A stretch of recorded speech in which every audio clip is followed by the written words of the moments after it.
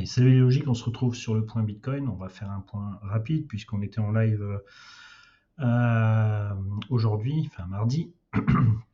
Donc il y a eu pas mal de détails. Si vous n'avez pas participé au live, eh ben, regardez-le sur Twitch en replay et c'était très intéressant. On a reparlé de FTX et de CZ, hein, et FTX Binance.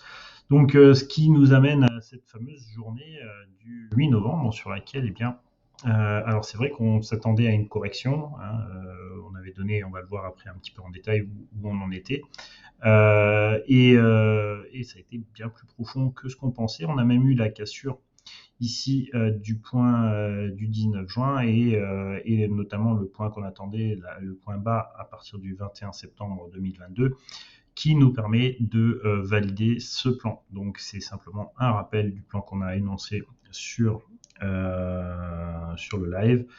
Donc le plan qui peut aller jusqu'au 26 janvier, donc il y a du time. Les lignes de force à suivre sur ce mouvement théoriquement baissier. Donc on a quand même une première target ici, 17 700, que je ne dise pas de bêtises, je le vois bien. Hop là. 17 787. Donc cette zone ici en target. Ensuite, on a la possibilité d'un retour éventuellement vers les 14 700, 14 300 et quelques, hein, donc cette zone ici, et puis éventuellement les 11 040 potentiellement.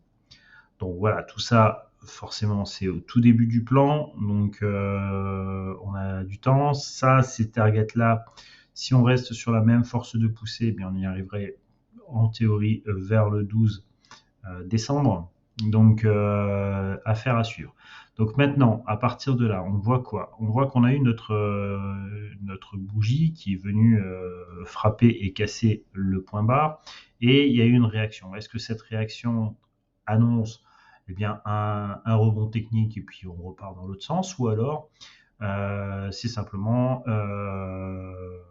un momentum de rebond qui annonce la continuation de la baisse? Donc pour ce faire, vous regardez, comme on a dit lors du live, sur le 40 ou 45 minutes et vous observez un petit peu les lignes de l'Ichimoku et notamment cette Shinku qui va rentrer dans ses prix ou alors au contact de ces prix va commencer à chuter. Ça va être les premières informations qu'on va essayer d'observer. Idem, on va essayer d'observer que cette SSB et que cette SSA se croisent. Idem pour Kijun-sen et Tenkan-sen.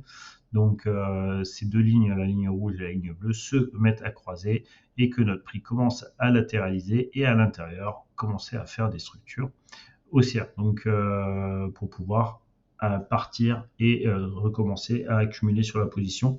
Et là, on aura l'information comme quoi le support est bel et bien tenu.